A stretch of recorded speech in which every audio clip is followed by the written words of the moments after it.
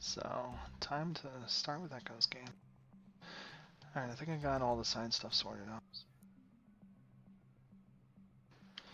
So, like I said, it's the 17th. It's now Friday. You guys haven't had work in a couple days. So, it's just a couple days after the murder. I forgot his name. The murder of Malcolm Wilker? Yeah. Like I said, so when we ended the last game, there was a lot of tension and stuff. So it makes sense to your characters to spend a little bit of time away from each other. And, Jasper was already well onto his path of isolating himself. Elijah's been In a bottle of alcohol? moody, yeah. Elijah's already taken to not really doing much.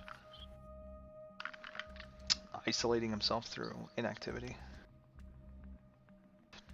Not really caring, not really doing much, not taking interest in what everybody else is doing.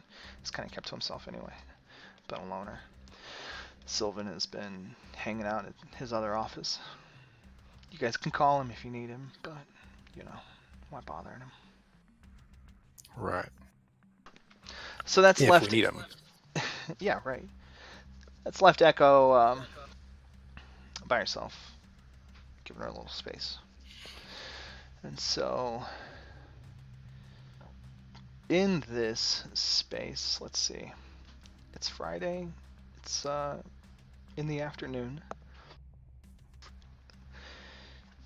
Echo is maybe leaving. Well, you would probably be at Redemption Services, maybe. It's business hours. It's where you For a little be while, at least. Professionally. Yeah. And someone bursts into the door. A small figure. It's Get. Good day, Get. What can I do for you? He was a bit of a hurry. Maybe he jogged or ran to get here. He kind of comes through the door, and he straightens his hat and re-secures it on his head. And he says, Echo, I need you. Come on. She'll get up and, start getting her purse and her coat. What's the problem? He stops for a second. He says, "You're not. You're not busy, are you? Well, it doesn't matter. Come on." Right. Well, what's going on? She's following him. She's getting her stuff together and heading towards the door, but she's still talking. I need your help with something. You remember that kid, right? The one I went and had you ask his name. Well, this is it. We're gonna do it. I remember. We're doing what now? We're gonna go confront him. I gotta get this over with. Right. Yes. So we shall. Tally-ho. Shoot, I forgot what name I gave that kid. Yeah, I had it earlier too. Now I'm looking for it. I'll find it. Might just have to pick another name out of the pot if you don't find it. Because I have a pot of names. Pot of names. Okay. He starts to kind of lead you down the street, quickly. He's in a hurry. He says, we gotta go. We gotta hurry up. I don't know how long he's gonna be at my house alone. He's at your house? His house. I don't know how long he's gonna be at his house alone. His parents will probably be home in a couple of hours, so we don't have a lot of time.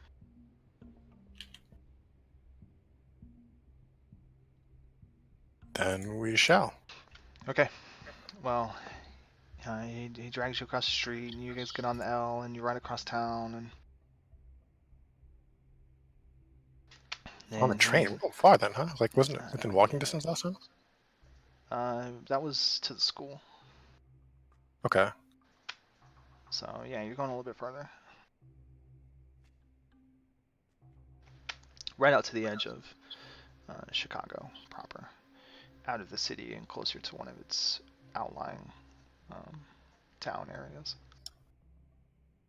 We're out in the burbs. So he takes you out to an area, and you guys walk for half an hour or so, and you come into some houses.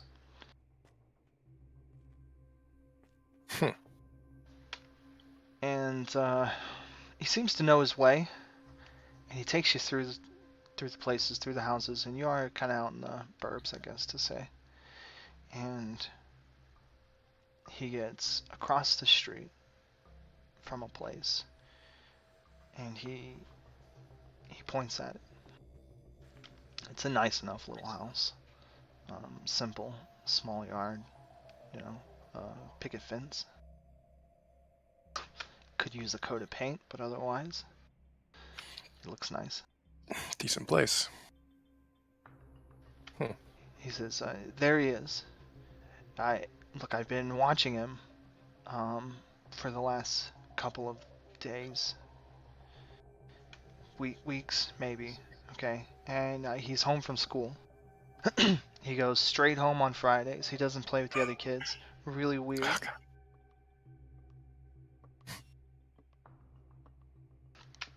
So, alright.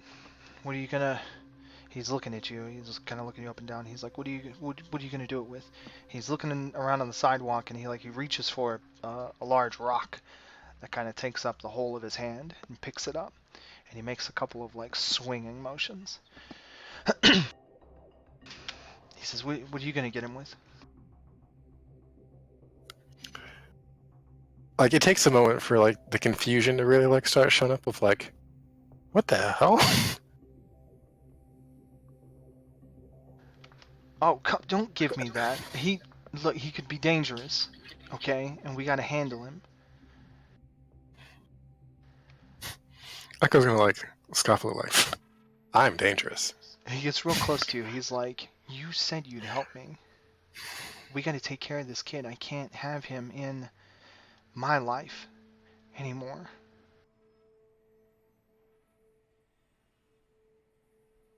I believe you failed to get across precisely why it is that what he's done that necessitates this sort of action. I'm not precisely against violence as on principle.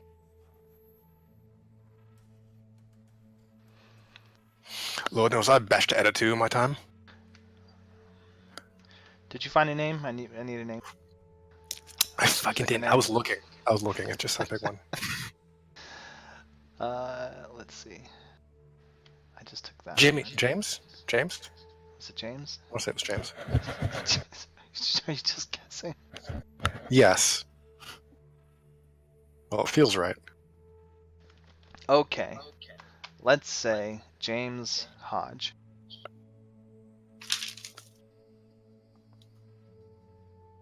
Now it's a note, so I won't lose it again. Yes. For both of us. Mm-hmm. Okay. He says, so Redcon, that's his name. You know his name. Yep. You asked the first time. James Hodge. Yeah, I went to his house. He brings you down a little bit closer to him again, and he's, you met him at the school. Right, school and house. He gets you to where you can look right into his eyes, face to face. He says, I am James. I don't know who he is. I don't know why he's living in my house. I don't know why he's living with my parents, or why they can't see that that's not me. So what is he then? I don't know, but he can't be normal, right? Kids don't just show up like that. They don't just show up and take somebody else's life. I don't know what he is, but I know I can't live with him there anymore. Now, you say normal, but pardon, didn't I see you turn into an animal not long ago? What about it? Perhaps I fail to understand what normal means in this case. Not that I have much of an attachment to normal myself, but... Okay, then, so I guess you don't know what normal means. I'm not sure what a few tricks I've picked up has anything to do with it. I'm James Hodge. I should be living in that house.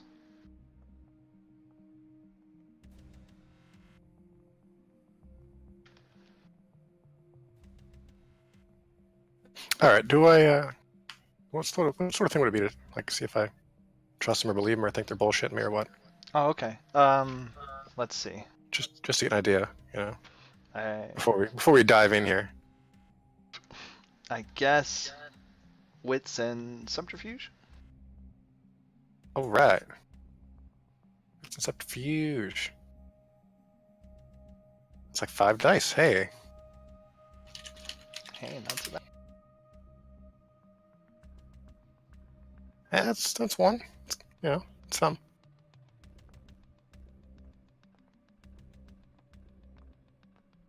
How do I feel? I feel like I'm being played? No, he seems completely legit. As much as you've known Git, which really hasn't been that long. Yeah, it's really still, not. I mean, you've had enough interactions with him. Like, you never really felt like he's been lying to you before.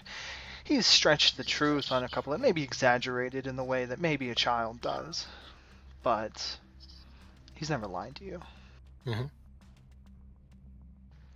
Not seriously, not directly. And you get that same feeling now. Like, you don't know what's going on, but you don't feel like Git's lying to you. Okay. He might not know everything, but he's not lying to you. And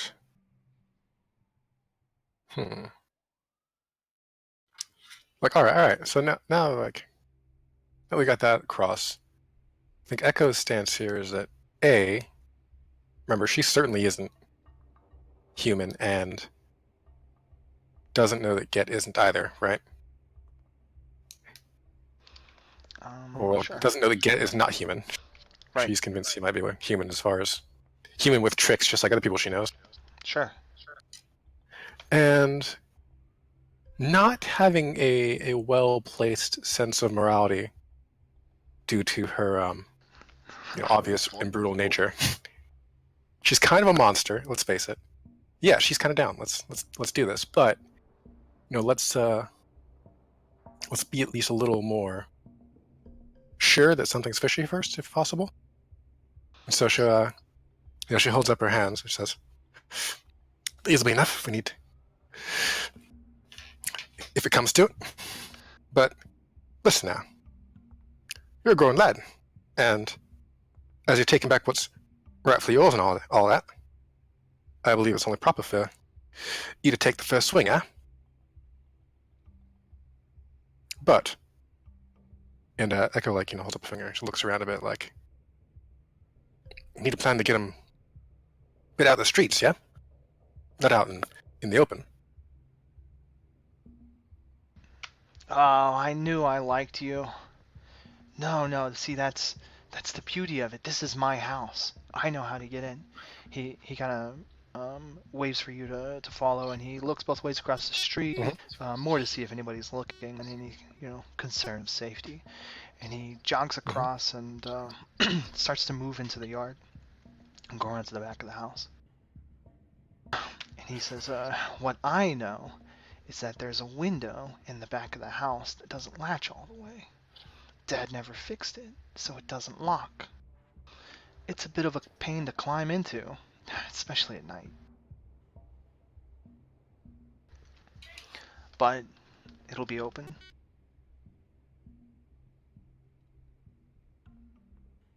Very well. Lead on. Alright, he takes you around to the back of the house. He moves up to one of the windows. You can see he's got the rock in hand in one hand, and he keeps kind of flexing it. You can tell he's nervous, and he tries sliding the window open, and it seems kind of stuck. He can't do it with one hand and a rock, so he reluctantly puts the rock down from Echo it. will help, like, open the window. Oh, okay. Then before it gets to Yeah, that, like she'll give a hand. with a little bit of force, it seems like it was just kind of caught, paint sticking or whatnot, wood Yeah. swelling, and the window. Yeah, he might not be that strong as a kid. And it, yeah, right. Child strength. And it slides open easily. It's unlatched. Okay. He says, okay, now this goes to the living room. So we'll just crawl in here, and then we'll find him in the house, and we'll give him a good bashing. You reckon that would be enough? Well, if you bash him enough. God. Sorry.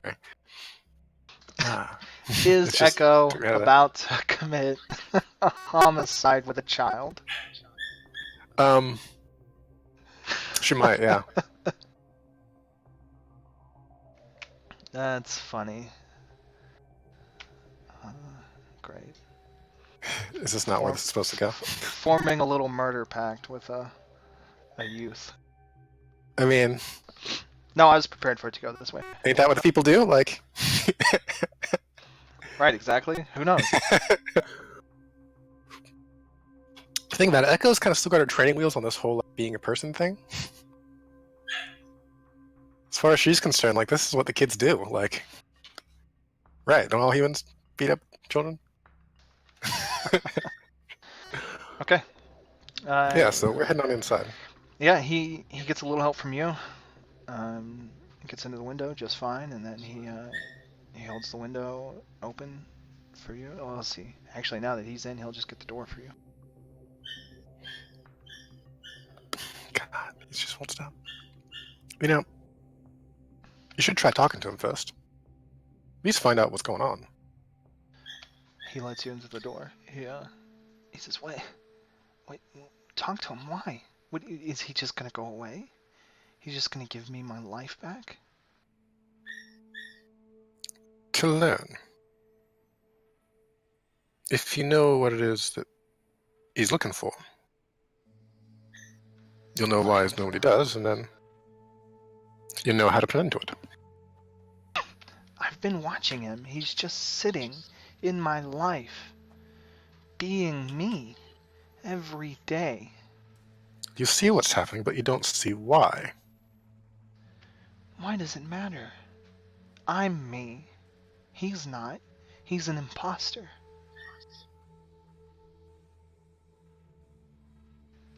I don't care why he wants to be James Hodge. He needs to stop.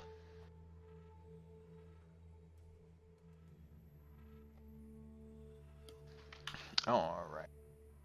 All right, yeah, we're moving forward either way. We're talking about it, we're moving forward. Okay. You're in the house now, and the conversation kind of goes to a whisper. Ged still talks to you, but he whispers to you.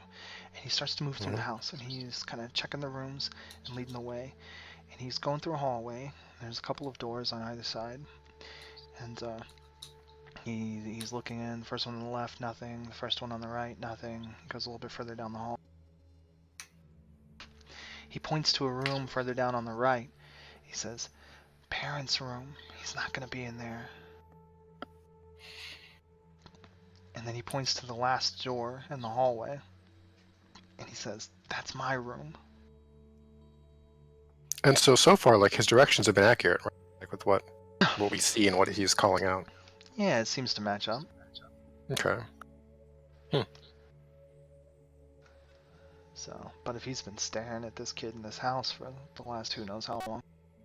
Right. Okay. He starts to creep into the room. This door leads to a small room that is quaintly furnished, modestly, as you would expect a child's room to be. There is a smaller size race car shaped bed. Race car. In the 40s? I don't know. Maybe, probably not. A Model Yeah, T shaped. you get the idea. Yeah, it's a child's bed. It's a child's room. There's a small chest of drawers and stuff there, and sitting on the side of the bed, actually facing the wall away from you guys, or no, yeah, facing the wall away from you guys. So he's not looking at you. He's facing away from you. He's sitting on the edge of the bed, and there is this boy, the same child that you had a conversation with. What was it? A week ago, 2 weeks ago. So to be clear, he doesn't look like Get, does he?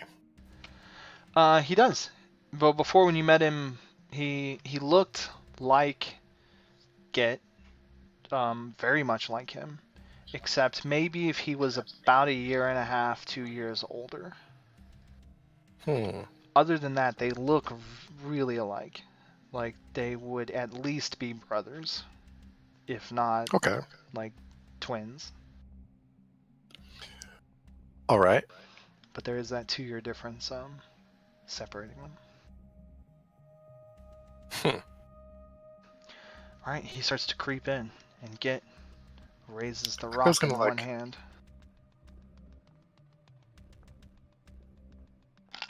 Echo's kind of waiting by the door. Okay. Blocking the exit, so to speak, right?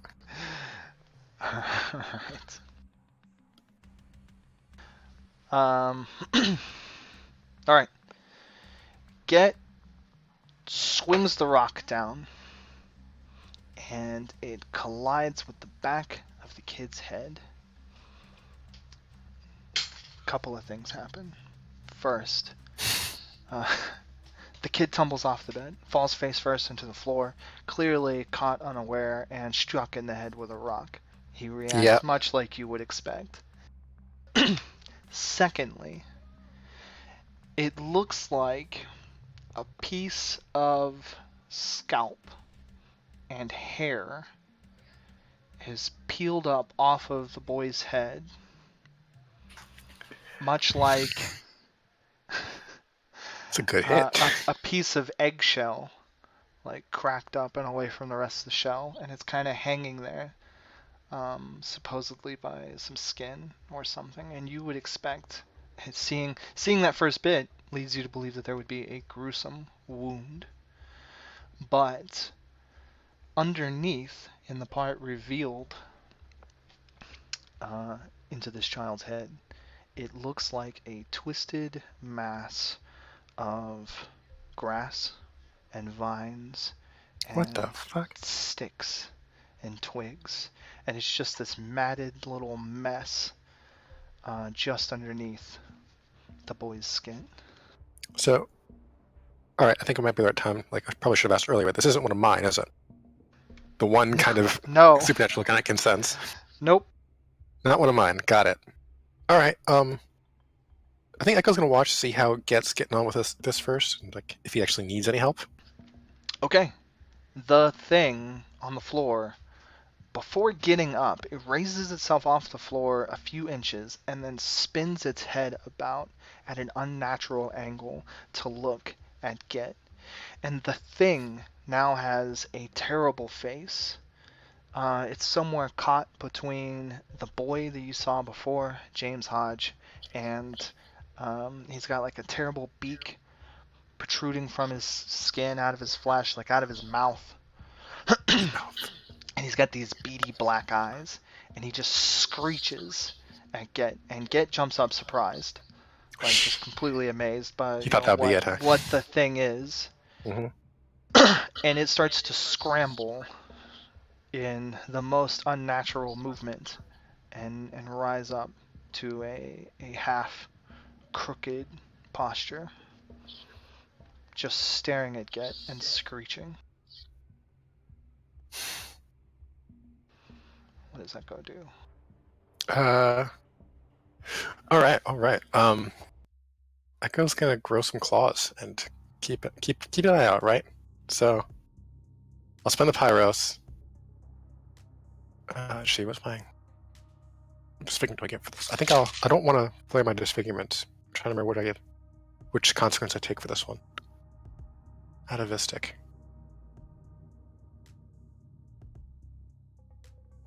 I take Atavisic for this one, which does something. So many damn conditions.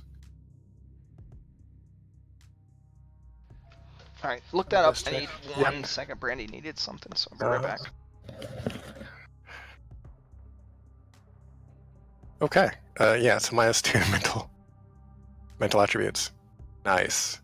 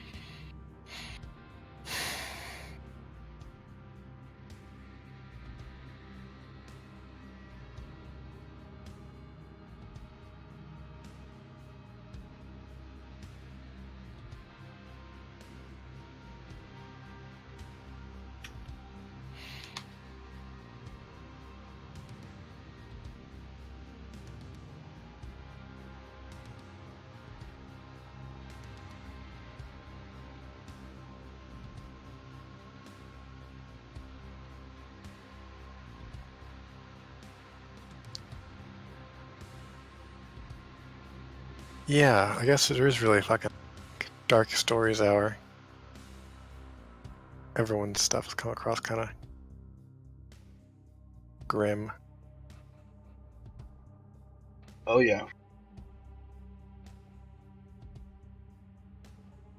So he looks like a plant, bunch of vines and With stuff. a beak, yeah. And see, like, here I am, like, all right, why wouldn't Echo go on this, right? Trying to like to reason about it. Yeah. I'm like, I got nothing. She's she's fucking out there. She's not the kind of person who would see an issue with this. You know, I finished the Spring of the Teenage Witch series. The what? The Spring of the Teenage Witch on Netflix. Okay. Yep. And in season there is she makes a clone of herself with some kind of like mandrake root. Mm-hmm. And that's what this is reminding me of. All right. So the consequence for using this metamorphosis without flaring disfigurements is a penalty on mental attributes for the scene. Okay, for the scene. All right. Yeah.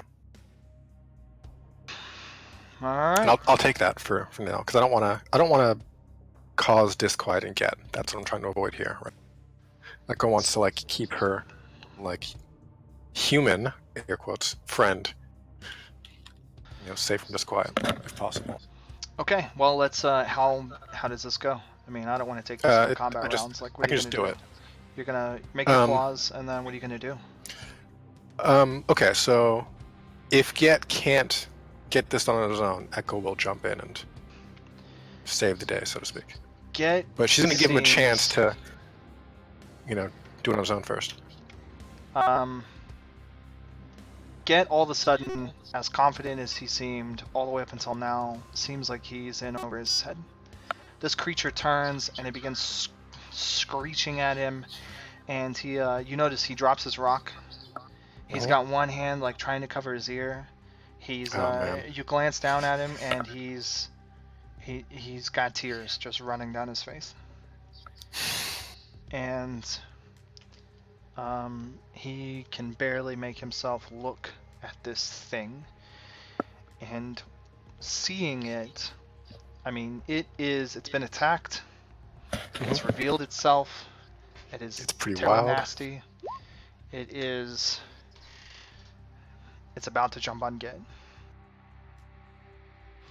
and start doing bad beak, claw things to him. All right, yeah, Echo's gonna rip in.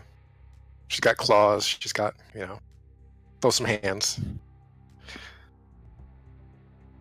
Yeah, if you want to take this combat round, just rip it to shreds, pretty much. Okay. Gets like 8.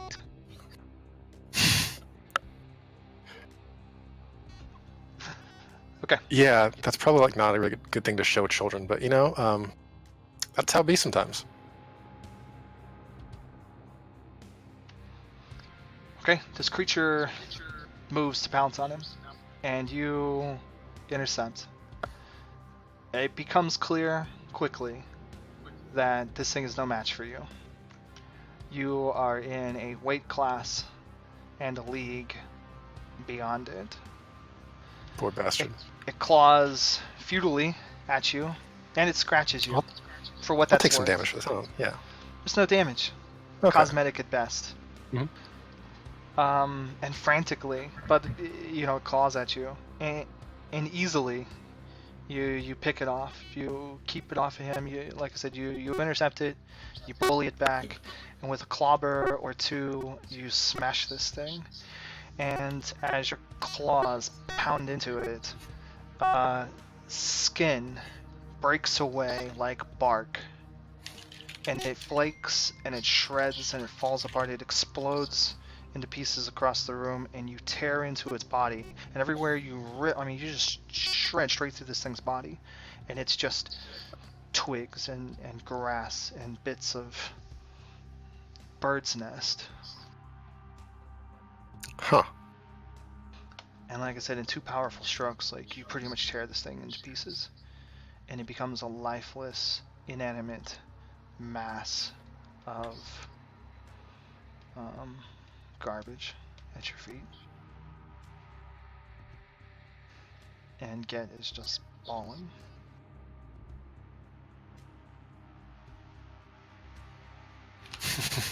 He's like, it wasn't a kid, it wasn't real.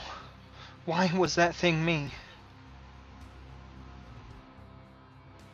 That's a good question. I don't know.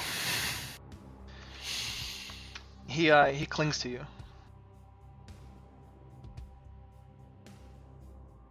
Echo has no idea what to do about that. He She's rushes just like- up, he buries his Wait, what? face in your waist, and he wraps his arms around you, and he just he says, thank you for being here. I don't know what to do. Echo's just like standing there awkwardly. Because she's just not at all. She's way better bashing heads than getting hugged. We should clean up, yeah?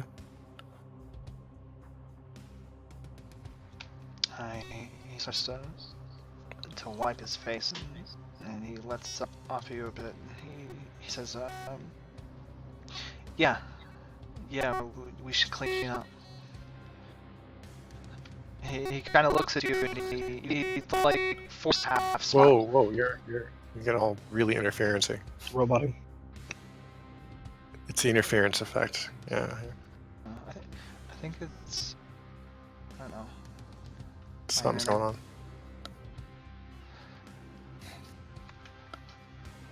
Alright, try again. Hey. It sounds alright now. Okay.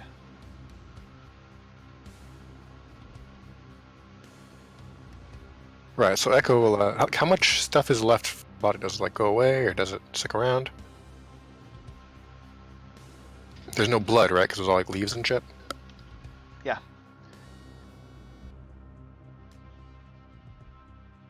It's getting bad again on my end. Oh, yeah, it is. Dang. I mean, yeah, It seems like it's kind of volume activated to a point. Like when you get a little louder, it gets more harsh.